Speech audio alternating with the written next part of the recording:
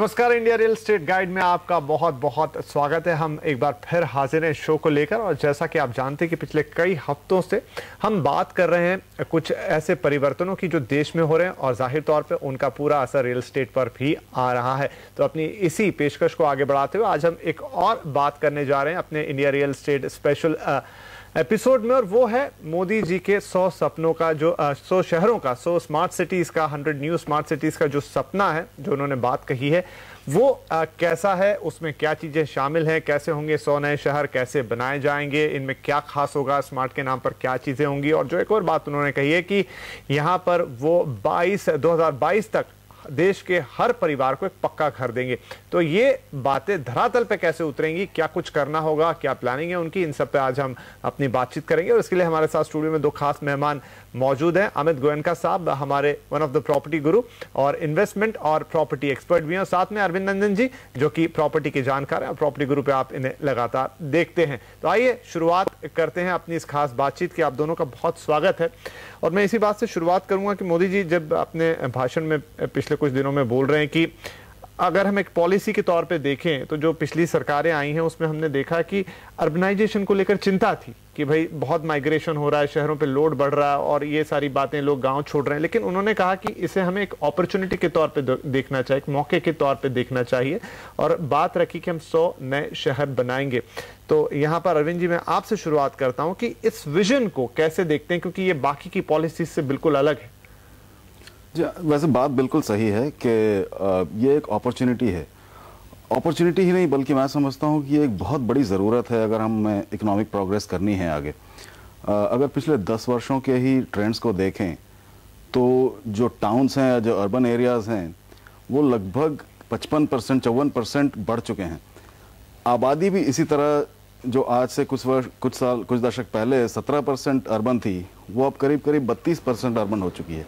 तो ये एक ऐसा मूवमेंट है जिसको कि आपके लिए रोकना या रोकने की कोशिश करना, मेरे ख्याल है एक नेगेटिव स्टेप होगा। आपको इसमें भागीदार बनना है। और अगर आप एक वृहद पैमाने पर भी देखें तो अगर देश का विकास करना है, मैन्युफैक्चरिंग बढ़ानी है या इस तरह की टर्शियरी एक्टिविटीज़ बढ़ानी है, तो अर्बन एरियाज़ को तो बढ़ाना ही होगा।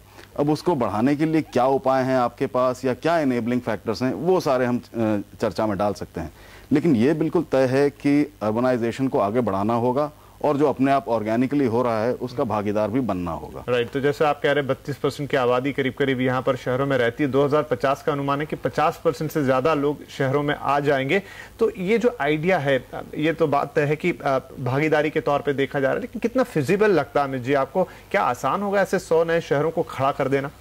ये आसान तो कुछ भी नहीं है, मगर इसका रोल मॉडल हम ऑलरेडी, अगर हम चाइना की तरफ देखें तो हम देख चुके हैं कि जहाँ पे पहले से 2 मुख्य शहर थे, जो एक मुंबई के बतौर शहर था शंघाई, या दिल्ली के बतौर शहर था बीजिंग, और अब उसके आगे अब हमने देखा है कि 50 नए शहर ऑलरेडी बड़े पैमाने में काम कर रहे हैं, जहाँ पे इर्द गिर्द मैन्युफैक्चरिंग जो है वो कोर एक्टिविटी है, और उसके चलते पूरे के पूरे शहर बसे हैं। उसके चलते जो रूरल पॉपुलेशन वो अर्बनाइज हुई है, उतने पैमाने पे इंफ्रास्ट्रक्चर बना है। तो हमने कई कंट्रियों में ऐसी ऑलरेडी एक प्रेसिडेंस देखी भी है, कैसे हमने एक दर्शाया गया है कई और जगहों पे। तो ये नामुमकिन नहीं है। ये एक पॉलिटिकल विल की जरूरत है, एक मार्गदर्शक की जरूरत है जो इस बिल को आगे बढ़ाए। तो ये डेफिनेटली हो सकता है।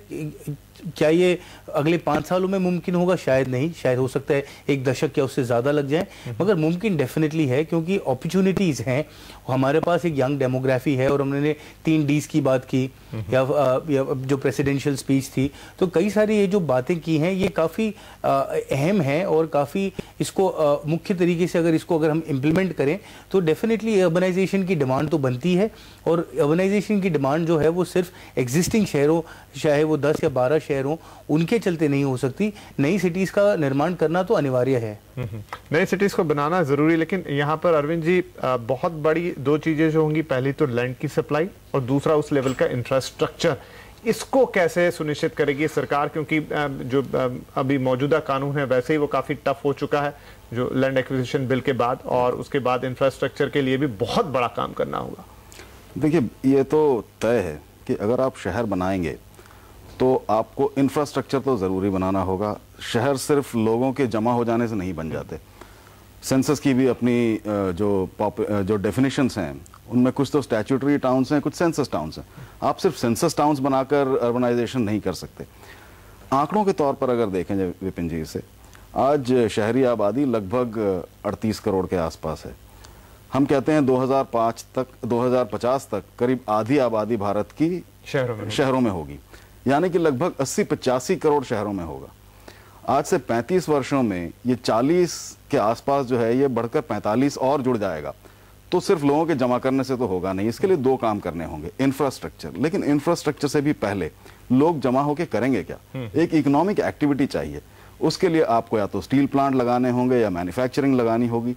शहर तब बनते हैं जब कोई इकोनॉमिक फोकस हो, कोई एक्टिविटी हो। सिर्फ रियल एस्टेट बनाने से या सिर्फ जमीन अक्वायर करने से शहर नहीं बन जाते। अब बात आती है कि जमीन कैसे अक्वायर होगी। मान लीजिए आपने इकोनॉमिक इंजन्स लगा भी दिए, उसके लिए आपको पॉलिसीज पे काम करना होगा। एक अच्छी बात यह है कि पिछली सरकार ने जाते जाते एक लैंड एक्विजिशन पॉलिसी पे काम तो कर दिया। हालांकि इस समय ये चर्चा हो रही है कि उसमें और सुधार की ज़रूरत है और किस तरह स्टेट्स और सेंटर के बीच में एक बैलेंस बनाया जाए ताकि दोनों मिलजुल कर एनेबल कर सकें। तो काम बहुत है इसमें। जैसा अमित जी कह रहे थे, ये अगले आने वाले 5-6 वर्षों में होना या 2022 तक हो जाना काफ़ी मुश्किल काम होगा। मेरे ख्याल से अचरज भरा काम होगा अगर कर लिया तो इसको करने में 10-12 साल लगेंगे। लेकिन अगर आपने आज शुरुआत कर दी है तो हो सकता है 10-15 वर्षों में आप वहाँ पहुँच जाएं कि आप 2050 की ज़रूरत को पूरा कर सकें। अगर ये 4-5 साल व्यर्थ हो गए, वेस्ट हो गए, तो फिर बहुत मुश्किल है इसका हो पाना। राइट। तो यहाँ पर जैसे अरविंद जी कह रहे हैं कि इकोनॉमिक एक्टिविटी का होना बहुत ज़रूरी होगा, तो जो गिफ्ट सिटी एक हम देख रहे हैं गुजरात में, जो इसकी चर्चा अक्सर होती रहती है, वो भी क्या मोदी जी के इसी विजन का एक छोटा सा हिस्सा लगती है? वहीं पे कुछ उन्होंने काम गुजरात में उस तरीके से शुरू किया था कि योजना तो उसी तरीके से बनाई गई थी कि एक नए क्वाज़ाई शहर या एक छोटा सा टाउनशिप की वहाँ पे एक निर्माण बने और जो एक एम्प्लॉयमेंट अपॉर्चुनिटी बने। बिकॉज कई बरसों तक गुजरात में इनवर्ड माइग्रेशन नहीं था, कोई क्रॉस बॉर्डर ट्रेड नहीं था। और जब सबसे पहले सानंद बना कई वर्षों बाद, तो एक सडनली इकोनॉमिक स्पर्ट हुआ, एक सडनली एक लोकल एक्टिविटी बढ़ी, एम्प्लॉयमेंट अपॉर्चुनिटीज़ बढ़ी। तो उसी तौर से एक फाइनेंशियल डिस्ट्रिक्ट का क्रिएट करना या एक इन्वेस्टमेंट डिस्ट्रिक्ट का क्रिएट करना, जैसे हमने हैदराबाद में कोशिश देखी है या कई और शहरों में कोशिश देखी है कि एक फाइनेंशियल डिस्ट्रिक्ट बने जहाँ पे दुनिया भर के इन्वेस्टमेंट बैंक्स या इन्वेस्टमेंट कंपनीज या एक जो फाइनेंशियल इंस्टीट्यूशंस है उनको वहाँ पे एक जगह प्राप्त हो। बट ये जो गिफ्ट सिटी का जो काम है वो पिछले 10 साल से ये ड्राइंग बोर्ड पे है। इतना आसान नहीं हुआ है कई सारे इश्यूज की वजह से। तो डेफिनेटली ये वो विजन के चलते तो है, मगर क्या वो अभी तक सक्सेसफुल हो पाया उसका तो अभी तक हमको प्रमाण नहीं मिल पाया। मगर अगर हम गिफ्ट सिटी से हटकर अगर जो की इंडस्ट्रियलाइजेशन की, जैसे अरविंद ने ठीक बताया कि इंडस्ट्रियलाइजेशन है या इकोनॉमिक एक्टिविटी का होना बहुत ज़्यादा ज़रूरी है, तो जो हमने दिल्ली मुंबई इंडस्ट्रियल कॉरिडोर का एक जो डेवलपमेंट देखा है वो इस सपने को साकार करने में काफ़ी बड़ा योगदान दे सकता है। बिकॉज अगर आप देखें तो इसमें तकरीबन 5 स्टेट्स अभी काफ़ी जोर शोर से जुटे हुए हैं। उसमें गुजरात भी है, महाराष्ट्र भी है, एमपी भी है, नॉर्दर्न स्टेट्स भी हैं। तो उन्होंने अब एक जो पब्लिक प्राइवेट पार्टनरशिप के बतौर एक जो काम शुरू किया है, अब उसको साकार करने का समय है। अगर आप इस विजन को आप रियलिटी में देखना चाहते हो, क्योंकि ऑलरेडी इनके पास लैंड अवेलेबल है। अब इनके पास जापानीज कोऑपरेशन या कोलैबोरेशन का टाई अप हुआ है। इस बार भी बात हुई कि जापानीज इंटरवेंशन से हम इंफ्रास्ट्रक्चर डेवलप करेंगे, खुद अकेले नहीं कर पाएंगे।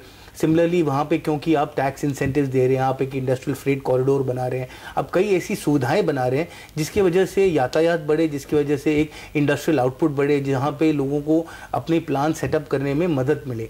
तो क्योंकि हर स्टेट इसमें पार्टनरशिप कर रहा है, तो इफेक्टिवली ये एक काफ़ी इंटीग्रेटेड प्रोग्राम है जिसको अगर आप फास्ट ट्रैक करें तो ये एक सिंगल मात्र प्रोग्राम ही आपके 50% आपके इस विजन को या इस ड्रीम को पूरा कर सकता है। राइट। चलिए, तो ये तो हमने देखा कि किस तरीके से इस विजन का 100 स्मार्ट सिटीज का एक आधार बनेगा, कैसे बात आगे जाएगी। लेकिन अब ये स्मार्ट सिटीज कैसी होंगी, क्या खास होगा इनमें दूसरे शहरों के मुकाबले, ये चर्चा करेंगे इस छोटे से ब्रेक के बाद।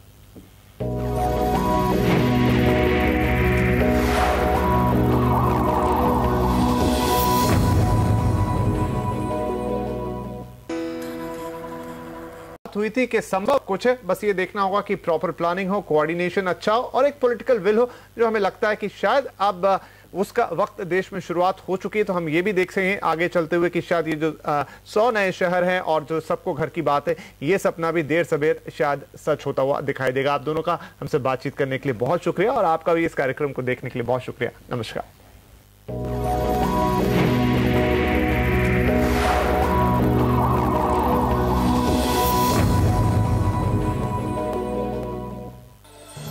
India real estate guide presented by RR काबिल। वायर नहीं, भारत की नब्ज हैं हम। Magazine partner better interiors.